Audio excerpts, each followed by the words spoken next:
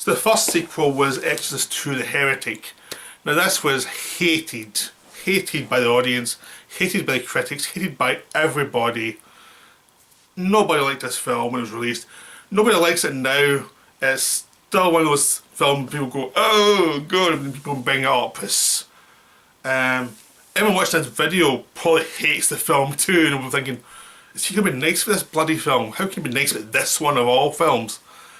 Well, I'm a John Boorman fan, so that's one reason why I'll look into it a bit more than normal. And two, it's such a bizarre mess that there's a review of One for the Vanities that a critic made saying you had to be a genius to make a film this bad.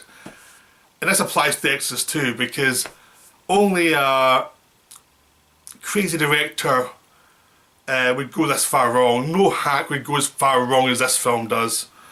And only John Boorman would go this far wrong. I mean, he's one of those directors who really goes for it. And when his film doesn't work, you get something like Zardoz, which is still interesting. And when you get a film that really works, you get Point Blank, you get Hell in the Pacific, you get Deliverance, you get Excalibur, you get The General. And Exorcist 2 came in the middle of a big run for him that was actually a really good run. There was this weird film that was, I mean, Zardoz was a half and half. It was nice, a lot of good bits, but failed in lots of ways too. But this was a big woof, and then it came back to form again. And it's really interesting because there's so much Boorman in this film, but it's a total mess. And the thing was, Boorman was ill during most of the filming of this film. He got a disease, a fungi disease that came from the sand or the sets that had been imported in from Africa. He got a disease from it. He was ill for a long time. Even when he came back, he was still ill making the film.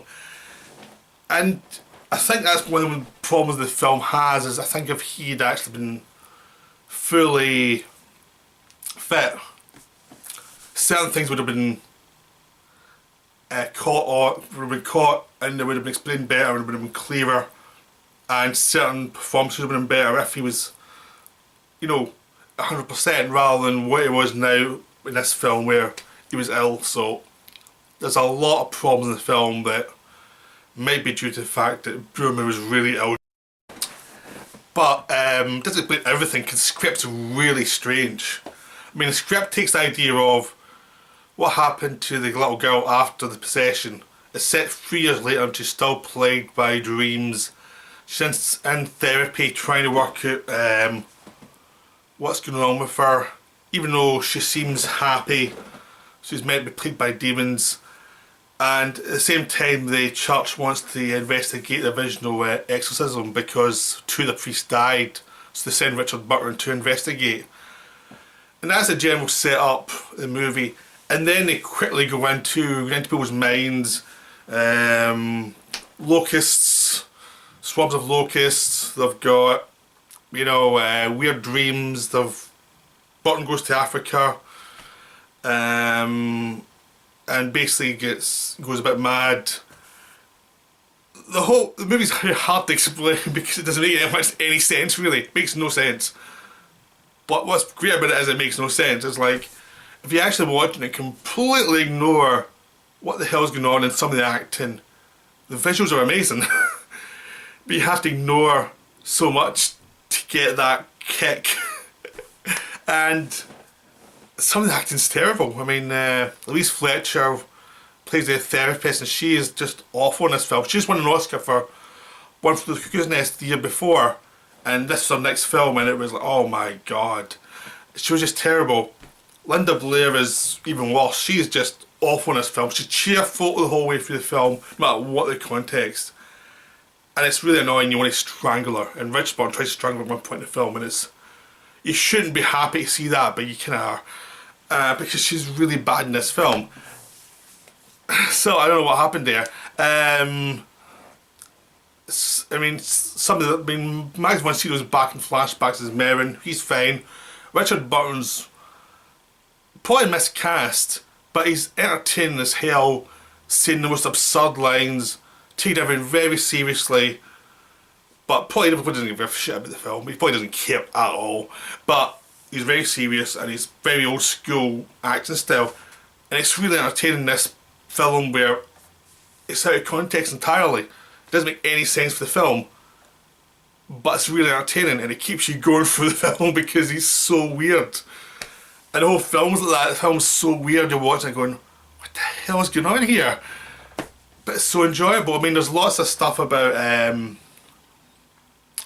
that idea of people's minds coming together and what would happen if evil took over that kind of consciousness. There was the idea about humans evolving, which I'm also susceptible to, so that's why I probably kind of like some of the stuff in this film. The whole idea is what way we go towards good or we go towards bad. And the idea is Reagan represents good and the demon represents bad, which has nothing to do with the original film. The original film's a very simple thing, and this one makes it seem as if it's more important than it was. Which I think is a part of the disconnect. That disconnect is it jumps so fast into the weirdness that you have no context. There's no reality even before you get to the first weird scene in the film.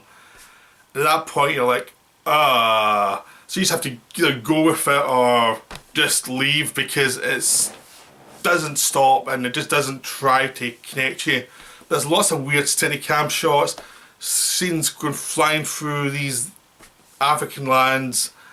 There's scenes where Linda Blair is sleepwalking in New York in the skyscrapers, which is quite creepy, and a couple of stuff going on in Africa, which is really weird but it's brilliant to look at because some of this stuff's great, but it should have been a different film. It should have been an Exorcist film. It should have been, this is the idea and let's try and figure a way to do it, but don't do an Exorcist film because it doesn't connect at all. And I think that's a problem because I think if they done a proper separate film based on the idea of minds evolving, it would have worked a lot better and they would have had to ground it a lot more and work it gradually towards some sort of interest for the audience. That's when they just assume you know everything from the first film and jumps in a totally different style from the first film and just is confusing as hell for most people. I mean, there's some stuff in the last act that makes, I have no idea why the hell is going on. It's kind of wonderful, but it makes no sense. Characters change their opinion every 2 seconds, and it's never scripted to see why they've changed good to bad or whatever. Linda Blair just looks weird, and she's trying to be sexy, and she's awful. There's just points where nothing's making any sense, but it's still so entertaining. Like, it makes no sense because John Boorman, when he really goes for something, or even he's half going for it, he's so entertaining because he's so weird, and it's brilliant to watch some of this weirdness going on, even though someone in the studio should have said, what actually is going on here? Because it makes no sense, but it's kind of wonderful in its oddness and its bizarreness. So that's Exorcist 2. I love it, everyone else hates it, and I have no defence, so, ah well, I guess I'm weird.